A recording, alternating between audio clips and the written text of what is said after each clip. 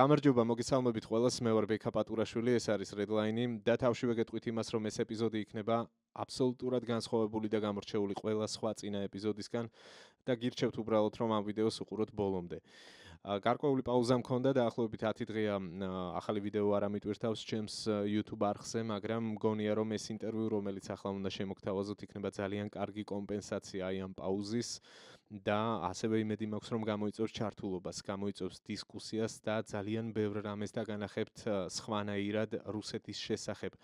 დაგანახებთ რა ხდება რუსეთის შიგნით, განსაკუთრებით იმ ეთნიკურ რესპუბლიკებში, რომელსაც პუტინის რეჟიმი, კრემლის რეჟიმი იყენებს ბევრი მნიშვნელობით, იყენებს ეგრეთ წოდებულ სახორცე მასალად, როგორც ესე უხეშად არის დამკვიდრებული ეს ტერმინი, იყენებს საზარბაზნე ხორცად, ანუ ფრონტის ხაზზე, ადამიანური რესურსით სახით და გარდა ამისა იყენებს მათ სიმდიდრეს, მთელ მათ წიაღისეულს, მთელ მათ რესურსებს და საბოლოოდ ამ ხალხს, რომლებიც ამ ეთნიკურ რესპუბლიკებში ცხოვრობენ, რუსეთის ამჟამინდელი რეჟიმი უბრალოდ მომავალს უკლავს. ეს ყველაფერი ცხადია უშუალოდ ადგილობრივი ხალხისთვის არის მტკივნეული, პირველ რიგში მათთვის არის მტკივნეული და მიუხედავად მკაცრი რეჟიმისა, კონტროლისა, ეს ბუნებრივად იწვევს ადგილზე პროტესტის გაჩენას.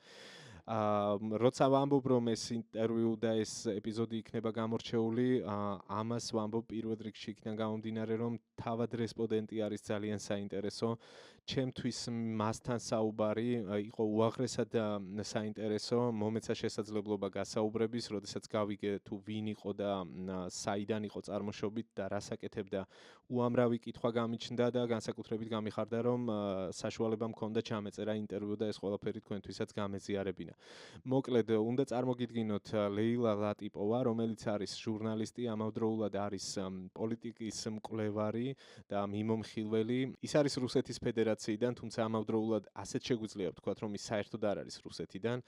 ის წარმოადგენს ბაშკირეთის რესპუბლიკას, რომელიც არის ეთნიკური რესპუბლიკა, ამ დრომდე რუსეთის შემადგენლობაში შემავალი და როგორც აღმოჩნდა, ამ რესპუბლიკის ხალხი ოცნებობს დამოუკიდებლობაზე, თუმცა თავად ლეილას სიტყვები რომ მოვიშველიო, ეს მდგომარეობა გაცილებით მეტია დღევანდელი გადმოსახედიდან და მისი ხედვით, ვიდრე უბრალოდ ოცნება და თანდათან უფრო და უფრო რეალისტური ხდება დეკოლონიზაცია, არა მხოლოდ ბაშკირეთის, არამედ სხვა ეთნიკური რესპუბლიკებისაც.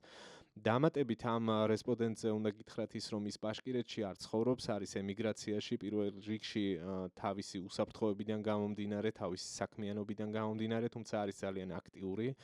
მას დაფუძნებული აქვს საინფორმაციო პლატფორმა, რომელიც მიზნად ისახავს, რომ სწორედ აი ამ ეთნიკური ჯგუფების ხმა გამოიტანოს რუსეთის ფედერაციის აი ამ ჩაკეტილი სივრციდან, ხელი შეუწყოს თავად ამ ერების ურთიერთდაკავშირებას და მთელი რიგი დისკუსიების გახსნას, რომელიც უკავშირდება მათ მდგომარეობას, მათ პრობლემებს, მათ მოთხოვნებს და მათ სურვილებს. პირველი თემა, რაზეც ლეილასთან საუბარი დავიწყე, ამ ინტერვიუს ჩაწერის დროს ეხება ბაშკირეთის რესპუბლიკის ცოცხალი ძალის დანაკარგებს რუსეთ-უკრაინის მიმდინარე ომში. The total number right now is at 7,000 as we speak. That's the latest. I think it's important to say how people are counting these numbers because Russia does not release any information on its casualties in Ukraine. So what journalists have been doing, they have been monitoring local community groups, local newspapers all across the regions to find necrologs, basically to confirm that there has been a dead soldier from that particular region. So of course all of that is happening with a delay. We know that Russia does not take bodies from Ukraine immediately. There are a lot of people missing in action. So that number is probably much lower than what it actually is. And of course, you know, it's a huge amount of data. It's also a big lag with when journalists are able to publish it. I think what's important with this number in Bashkortostan, that's the largest number out of any region in Russia. We do see that Bashkortostan is the leader by the total number. It also has the largest deaths among mobilized soldiers. So those are the people who were drafted during Russia's so-called partial military mobilization in 2022. And as we know, you know, that was absolutely and completely forced draft.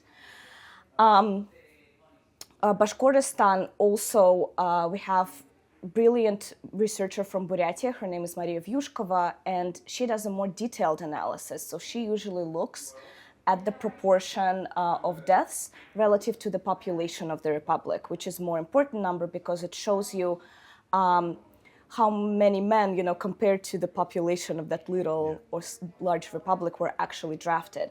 So Bashkortostan is also a leader in that, which is horrifying because it's one of the most populous ethnic republics. So we have around 5 million people living there. So Bashkortostan leads across the board. In the total number of casualties, Tatarstan is on the second place, so also an ethnic republic. And then we also see up there Buryatia, Tver, and Buryatia has a population of less than 1 million people compared to Bashkortostan with 5. So you can really see that Buryatia was completely ravaged by this war. There are multiple reasons for that. For Buryatia in particular, we have a lot of researchers who kind of were trying to understand why it happened. Buryatia is one of the poorest regions of Russia. So consistently, when Russia ranks, economic well-being of republics and regions, and usually that includes, average salary, how much people, of course, spent on rent, spent on food. So Buryatia is consistently at the very, very bottom of that ranking, which is, in one sense, absolutely, crazy to think about because it's a very rich republic. It has a lot of natural resources. It has, of course, Lake Baikal, enormous number of tourists coming. But for many people in Buryatia, for a long time, going into military was basically the only job they could get. So for men, they would go and sign a contract. No one expected ever that there will be a full-scale war. They would think that they will sign a contract and sit there in Buryatia, stationed and receive a stable salary. I do have friends, very prominent anti-war activists from Tver, from Buryatia, and they came into activism because their relatives were drafted. Now most of them are killed. It's brothers, etc. So there it's much more pronounced. In Bashkortostan, I'm from a city, and it's much more prominent if you're from a small village, because there are villages where almost all men were drafted and killed. So I know people from those villages, women mostly, and life has really changed for them. ადამიანური დანაკარგები ცხადია რომ არის ძალიან მოცულობითი და ეს განსაკუთრებით მტკივნეული არის პატარა ეთნიკური რესპუბლიკებისთვის. ბევრი ამ თემაზე საუბრის დროს პირდაპირ აიგივებს ამ პროცესს ეთნიკურ წმენდასთან და ეს მაგალითი რომელიც ლეილა მოიყვანა ბურიატიასთან დაკავშირებით სწორედ აი ამ კონტექსტში კარგად ჯდება. მილიონზე ნაკლები მოსახლეობა მთლიანობაში და პროპორციულად ძალიან დიდი მსხვერპლი ფრონტზე. ერთია შედეგები, თუმცა აი ამ საუბრის დროს მე მაინტერესებდა როგორ მივიდა ეს ხალხი ამ შედეგებამდე, ანუ როგორი იყო რეაქციები ომის დაწყებიდან და როგორი არის რეაქციები ამ დრომდე, როგორც მობილიზაციის გამოცხადების ნაწილში, ასევე საინტერესოა ის მეორე მხარეც, სადაც ადამიანები საკუთარი ხელით აწერენ კონტრაქტს და საკუთარი ნებით თავისივე გადაწყვეტილებით ეწერებიან არმიის რიგებში და შემდეგ მიდიან ფრონტზე. ხო, აი ამ მხრივაც საინტერესო პასუხებია პრინციპში და დიდად სიურპრიზი არ ყოფილა ის, რომ დიდწილად პროცესი არის ძალადობრივი, განსაკუთრებით ეს გამოვლინდა მობილიზაციის გამოცხადების დროს, ომის პირველ წელს, თუმცა საინტერესოა ასევე მეთოდები თუ როგორ ცდილობენ ხალხის დაყოლიებას კონტრაქტის გაფორმებაზე. When it just started in February 2022, because it were people already in the military, most of the regions didn't feel it right away because there were not many people already working and stationed near Ukraine or sent there. What really shifted was mobilization, right? And that was end of September 2022. And when it started in ethnic republics, there were protests. The biggest and most notable ones were in Dagestan and also Republic of Sakha.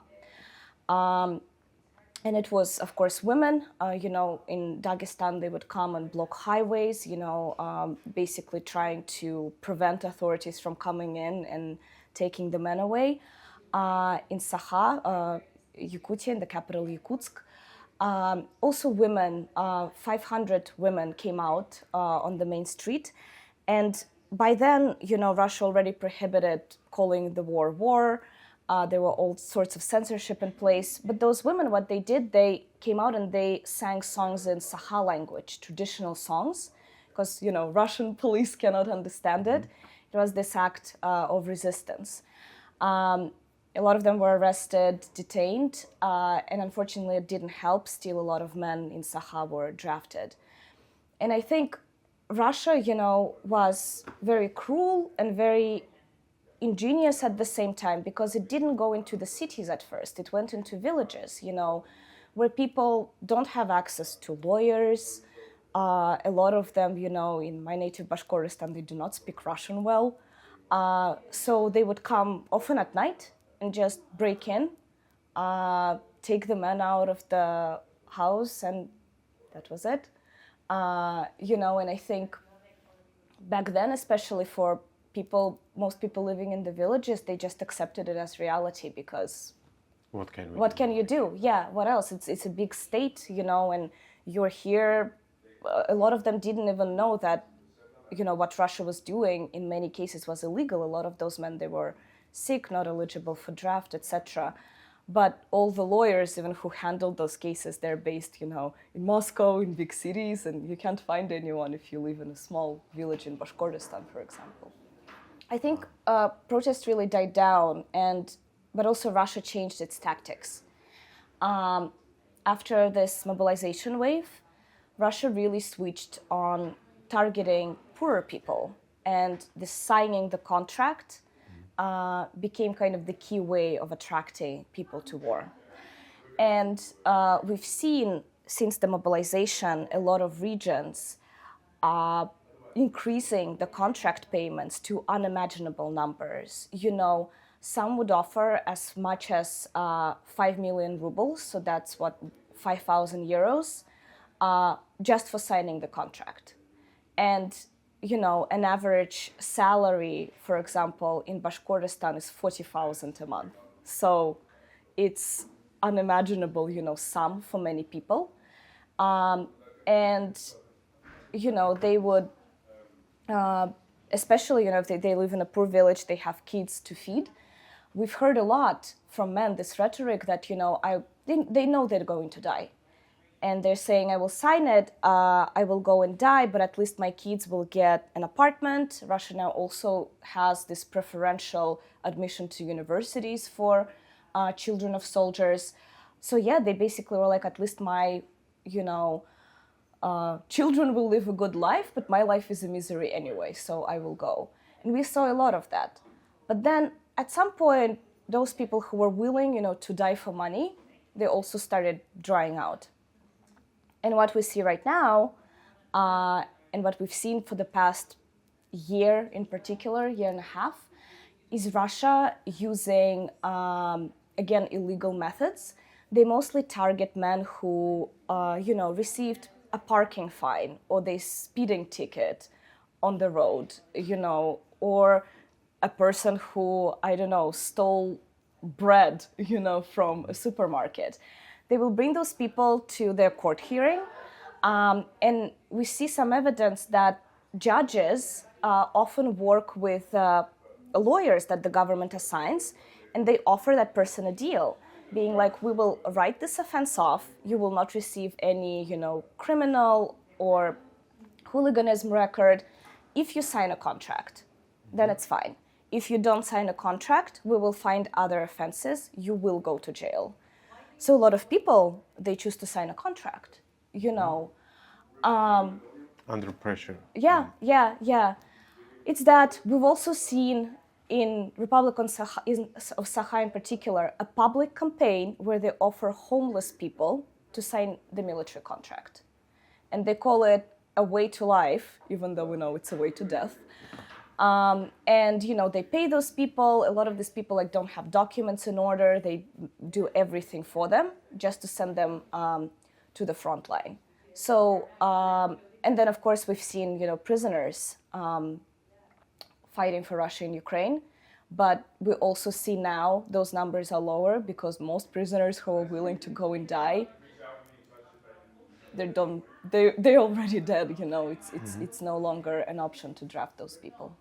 შემდეგი კითხვა ეხებოდა ომის პროპაგანდას, ანუ რა სენტიმენტებზე თამაშით ან რა სენტიმენტებზე ჩაჭიდებით ცდილობს პუტინის რეჟიმი, რომ ადამიანებს უბიძგოს წავიდნენ სიკვდილზე. ცხადია, რომ განსხვავებული მიდგომა არსებობს სხვადასხვა რესპუბლიკების შემთხვევაში, ეს დამოკიდებულია მათ ხალხის ხასიათზე, განწყობებზე, ტემპერამენტზე თუ გნებავთ და ამ შემთხვევაში რაც ჩემთვის იყო აღმოჩენა, როგორც ჩანს, რუსეთი ძალიან კარგად იყენებს იმ კომპლექსებს, რომელიც თავადვე ჩამოაყალიბა 10 წლეულების განმავლობაში ამ ადამიანების თავში. და ბაშკირეთის შემთხვევაში თურმე ეს კომპლექსი არის ძალიან ბევრი რამისგან მსაზღვრელი და აი ამ პასუხიდან, რაც მოვისმინე ლეილასგან, კიდევ ერთხელ მივხვდი თუ რამდენად ცინიკური არის პუტინის რეჟიმი და რამდენად ცინიკურად და დისკრიმინაციულად იქცევა ის საკუთარი მოქალაქეების მიმართ. So when you see, big banners, and there are a lot of banners promoting the war in cities, it's usually a message that we're together with Russia, and together with Russia, Bashkortostan is strong. The opposite being, without Russia, you can't do anything. And there's this message that, it's your country too, and you need to go and fight for it, and we're defending our borders, etc. But it also really targets indigenous men.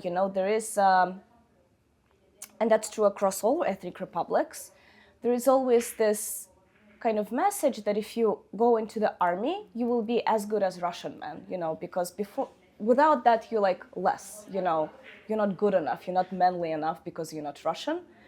And if you go to the war, that's your way to prove, that you're as good as us. Wow. So it really uses that. It also uses a lot of myths, but also truths from World War II.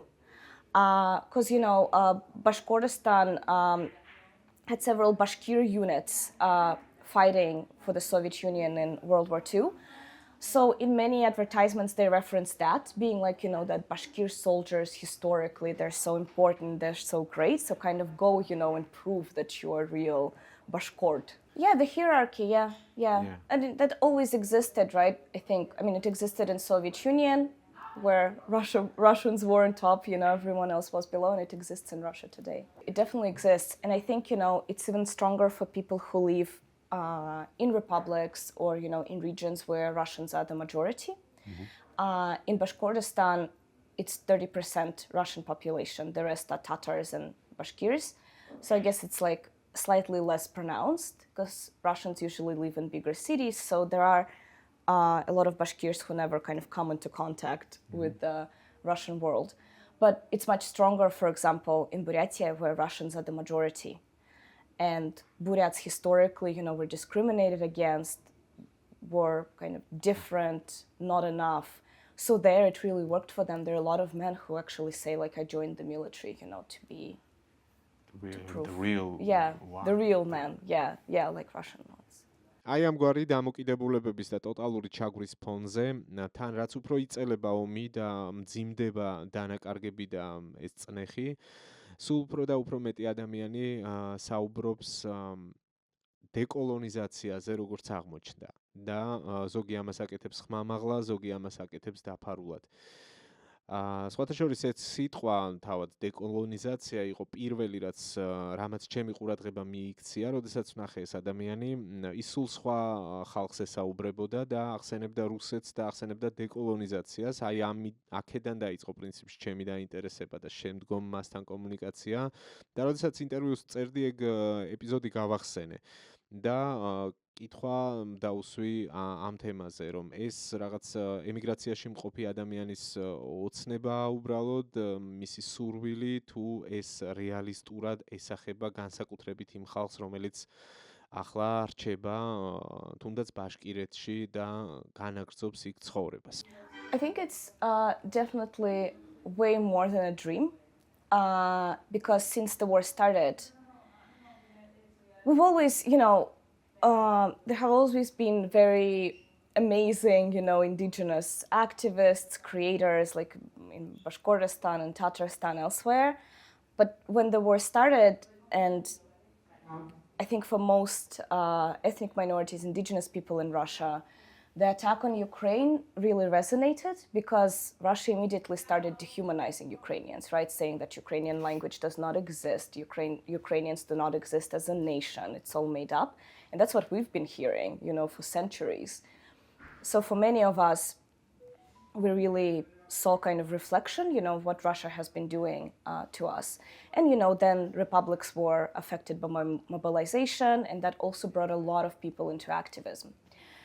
And we've built a huge community of, journalists, activists, creators from different republics who came together and spoke out against the war, but also started trying to think, what would be a different Russia. People have different answers to that. There are some, who advocate for independence of their nations, for secession from Russia. Some say, we need confederation, kind of like European Union, etc., and etc. But for all of them, it's very clear that it cannot go on like that. It cannot go on with Russian opposition, of what they're preaching, because they're also excluding indigenous people. They make openly racist remarks. They can say that, Buryats want to go to war because they're crazy, savage people, like Russians would never do that. Like, we've seen that rhetoric over and over again. And it's clear that, we have to do something, we have to stand up for ourselves, so otherwise it will continue like that. ამის მოსმენის შემდეგ ბუნებრივად ჩნდება კითხვა, ერთია სურვილი, მაგრამ მეორეა როგორ აკეთებენ ამას, ან როგორ აპირებენ ამის გაკეთებას, როგორ აპირებენ წინააღმდეგობას იმ რეალობაში, რა რეალობაშიც ცხოვრობს ეს ხალხი და დავსვი კითხვა პროტესტის გამოცდილებასთან დაკავშირებით, რა ვთქვათ, პრეცედენტები არსებობს მათ საზოგადოებაში და რა მეთოდებს იყენებენ ახლა ისინი კომუნიკაციისთვის, განსაკუთრებით იმ ფონზე, რომ სულ უფრო და უფრო მეტად ზრდის წნეხს პუტინის რეჟიმი და სულ უფრო და უფრო მეტად ავიწროვებს მათთვის კომუნიკაციის საშუალებებს. Another reason, why decolonization is there is this discussion, right, on kind of political, philosophical level. But we've also, Russia's ethnic republics have seen largest protests since the war started. And they were all about protection of your land from Russia, from its extracting natural resources, coming in and taking entire swaths of land, etc. So it's not only happening in exile, for people who left and who do kind of public work, but it's also happening on the ground, ordinary people. I mean, Bashkortostan has always been kind of the center of protests in Russia. So during the pandemic, in 2020, we saw one of the largest protests in Russia's history, and it was successful. It was a defense of sacred for Bashkorts mountain, Kushtau. It's a very unique mountain. From basically demolishing it to produce soda, like the baking soda that we all use in cooking. And it was a huge protest, and it was absolutely brilliantly organized because it attracted not just ethnic Bashkirs, but Tatars were there, Russians were there, Ukrainians were there, all who live in Bashkortostan, because we're a very diverse nation. And there are also people of different political views, but they agreed that on this is our land, and defending it comes first. It's more important than any other disagreements we have. And we've seen thousands and thousands of people coming to defend that mountain, and it resulted in the government giving up, and they stopped the exploration. So it started there, and these kind of networks, people who were at Kustau, it was a legendary moment, they continued to kind of talk, in group chats, etc. They all know each other. So then, the war started, and we've seen, what's going on in the background. Russia is fighting in Ukraine, but it also realized that when oil and gas is sanctioned, it needs more money. So it started new, exploration, new digging. In particular, what it's interested in is in minerals that are not sanctioned by the EU. So it's gold, it's copper, it's different minerals used for fertilizer, and of course all of them are located in republics. And Bashkortostan was kind of the first victim of that, because back, already in 2022, Bashkir government started talking about mining gold in Bashkortostan. It was a semi-legal project. They were also going to bring in an Armenian company outside of the republic that has nothing to do with Bashkortostan, to come in and just extract gold. And it all happens on lands where Bashkirs lived for thousands of years. They have their historic villages, and the villages would basically be demolished, but also gold is very harmful to water, an ecosystem. So it would not only stay there, it would go further into Kazakhstan, etc., because all our rivers are connected. And that's when Fail Alsynov, a very famous Bashkir activist, he started gathering what is called yayın. Yayın is a traditional Bashkir, kind of assembly. That's how people would solve very important questions in community. They would come usually in circle, the elders and prominent leaders, and discuss what's happening and what the Bashkirs will do next. So that's kind of the style that he started doing. He went to those villages, invited locals to discuss and kind of make resolutions to what they want to demand from the government and why they don't want this process to go on. Alsynov was very successful. People really backed him. He's a very charismatic leader. And the government of Bashkortostan, our head, Radi Khabirov, he noticed that, of course. So a few months later, suddenly, Bashkir authorities open a criminal case against Alsynov. And we now have evidence that it was Khabirov personally who wrote to the prosecutors saying that they need to investigate Alsynov. So it was a very personal vendetta against this activist. Alsynov, at these yayıns, he spoke in Bashkort language.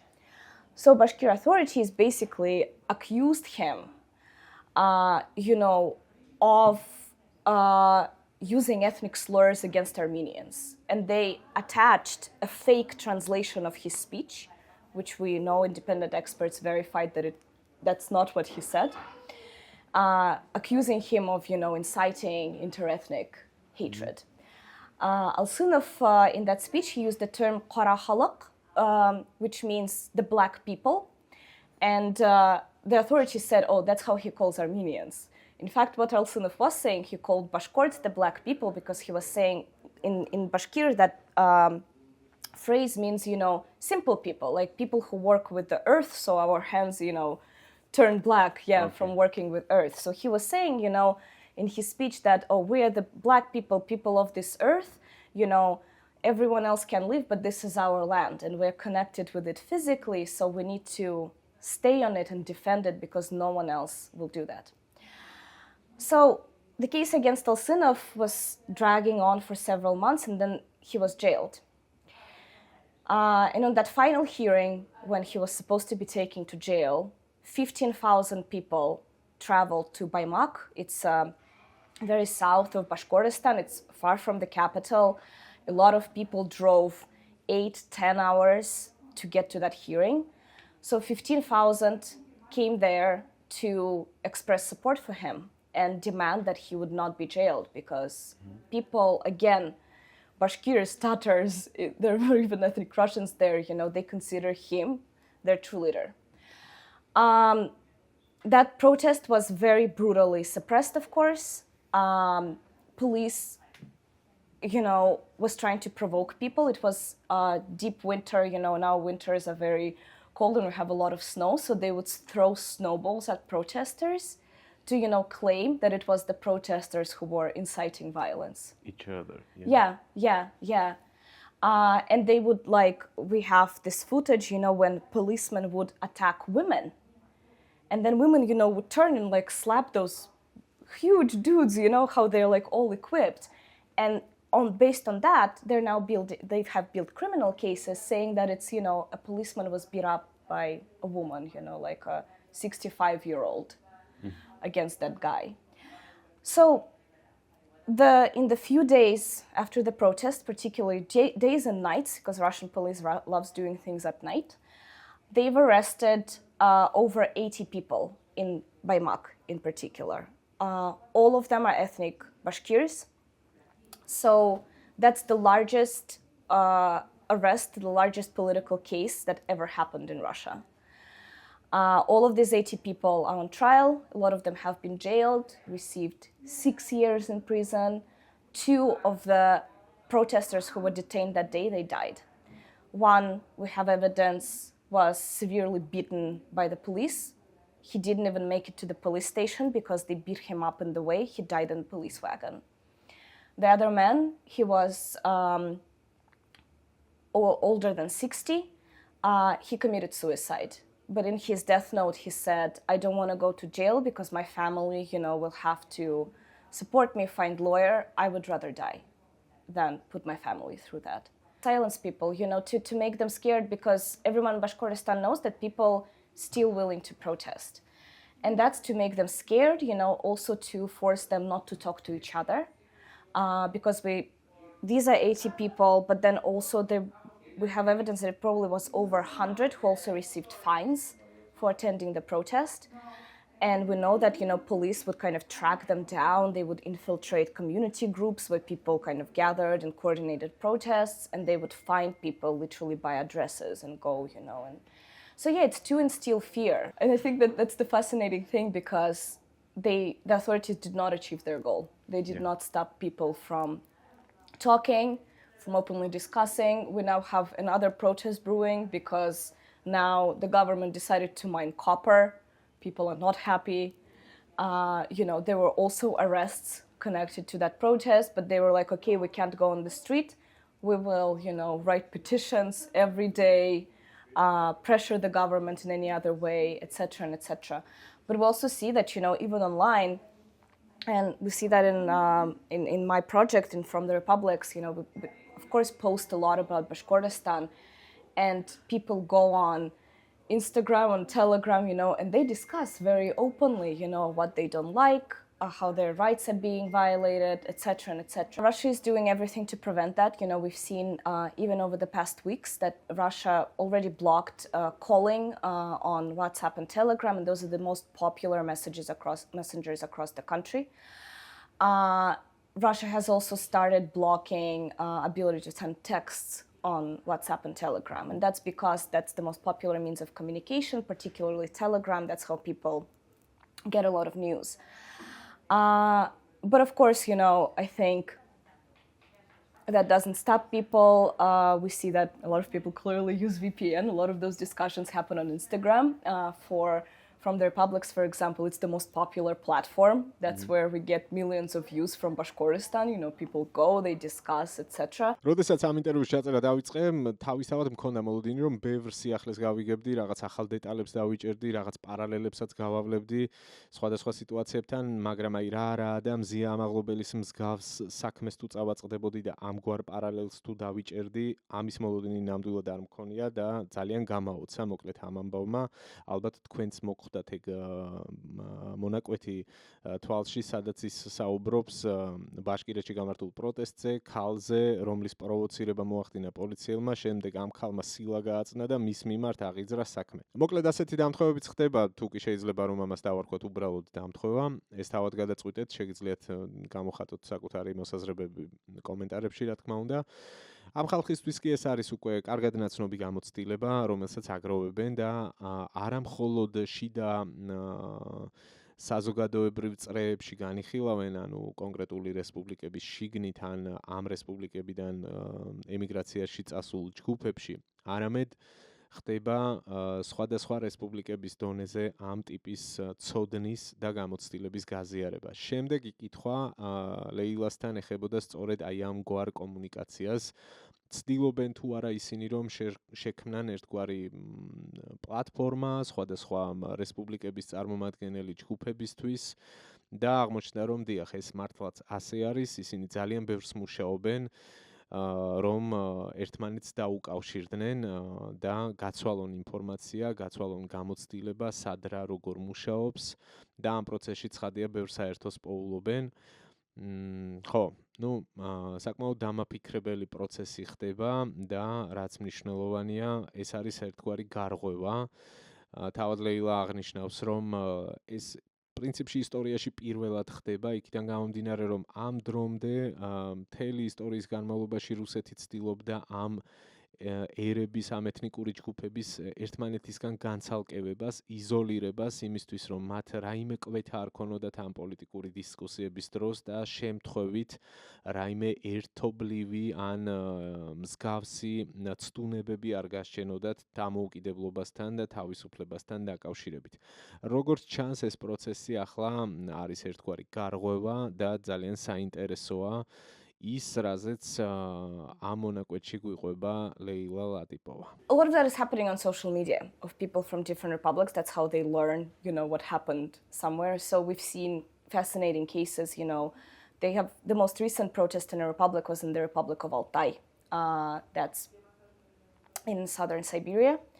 And there was 5% of republic's population that came out to protest a local governance reform, which basically would allow Moscow to go in and take the land from the people and build expensive hotels because Altai is in the mountains, it's a UNESCO area, etc.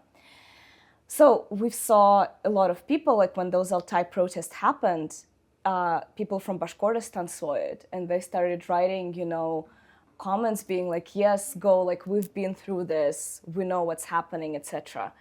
And then we also seen kind of reflection of people from Altai writing, oh, you were planning the protest, you were arrested, we see that, we also tried this, and this. So people, I think, because, activists are working on that and we as a media are working on that, they for the first time see, oh my God, we have so much in common. It's thousands of kilometers away. Russia is using the same playbook, but also we are resisting in similar ways. We have a lot of, knowledge to exchange. So yeah, we've certainly seen that, and it's growing from what I see. And I think it's for the first time, maybe in thousands of years, because Russia was really working hard to keep us apart. როგორ ხედავს საკუთარი ხალხის მომავალს და როგორ ხედავს რუსეთის მომავალს? აი ეს იყო ჩემი ბოლო კითხვა ამ ინტერვიუს დროს და იმ ყველაფრის გათვალისწინებით, რაზეც მანამდე ვისაუბრეთ და რაც უკვე თქვენც მოისმინეთ, მისი განწყობა და მოლოდინი არის პოზიტიური ცალსახად და თუმცა ამის მიღმა უნდა აღინიშნოს, რომ რაღაც ილუზიებში არავინ არ ცხოვრობს, რომ ასე ერთ დღეში და თავისით დაინგრევა რუსეთის იმპერია, დაემხობა პუტინის რეჟიმი.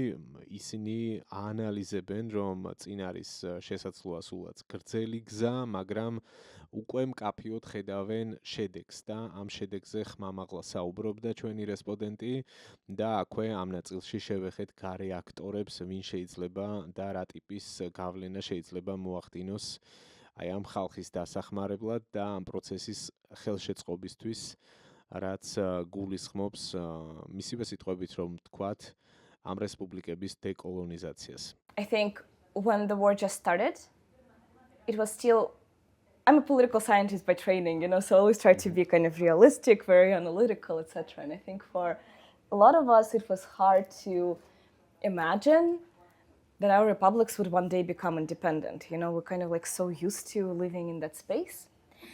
But I think the longer this war goes on, the further we move And the more we see the resilience, of people who live in these republics, of how they're able to self-organize, help each other, etc., the more, to me, the prospect that, those republics could become independent states, it becomes completely realistic, We've seen that when Soviet Union collapsed, right? Like, I think a lot of the former republics that were in the Soviet Union, a lot of those people also couldn't imagine that, one day we will wake up and we're independent.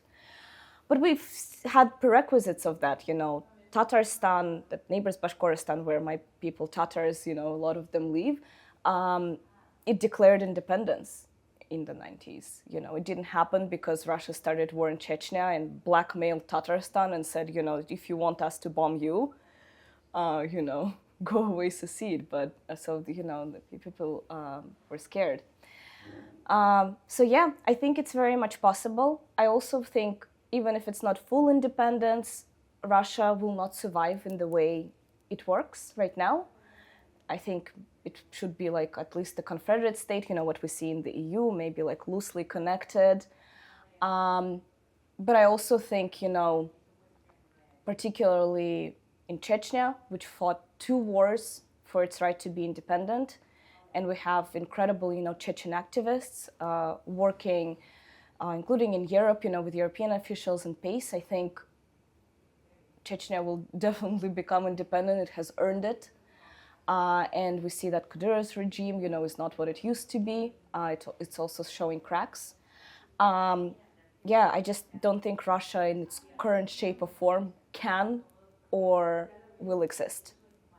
I certainly think Europe needs to be even more proactive with sanctions, because we see, what this combination of sanctions plus Ukrainian attacks on Russian oil facilities, what it is doing, and it does hurt Kremlin's economy and Kremlin's war machine.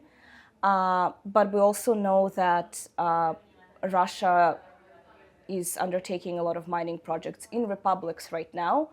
European officials generally, don't care about republics. It hasn't been on their agenda.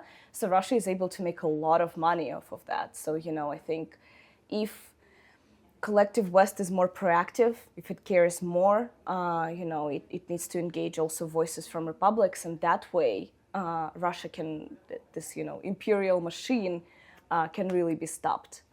So I think there is potential, but I'm a bit cautious of how long will it take, But we do see that societies in republics have been transformed already and are transforming. Things are shifting, changing. So I think we will see something big happening. შედეგები რა თქმა უნდა არის მომავლის საქმე, თუმცა როგორიც არ უნდა იყოს რეზულტატი, ფაქტი ერთია, რომ ახლა რუსეთის შიგნით მიმდინარეობს ძალიან საინტერესო პროცესები. აი ამ რესპუბლიკებში მიმდინარეობს ძალიან საინტერესო პროცესები, რაც მოითხოვს ძალიან დიდ ყურადღებას და დაკვირვებას. ამ ყველაფრის დამალვას ფაქტია, რომ პუტინის რეჟიმი საგულდაგულოდ ცდილობს იქიდან გამომდინარე, რომ ეს მისთვის არის საფრთხე. ამ საკითხების გარეთ გამოტანა, ამ თემების რეზონანსულობა პუტინის რეჟიმისთვის პირდაპირ საფრთხეა. თუმცა, როგორც ხედავთ, არსებობს კონკრეტული გმირობის მაგალითები, ადამიანები საკუთარ თავს აგდებენ საფრთხეში, მიდიან სახლიდან, ცხოვრობენ ემიგრაციაში და ყვებიან ამბებს და საერთო ჯამში ეს ქმნის, რა თქმა უნდა, ენერგიას და ეს ქმნის შესაძლებლობებს.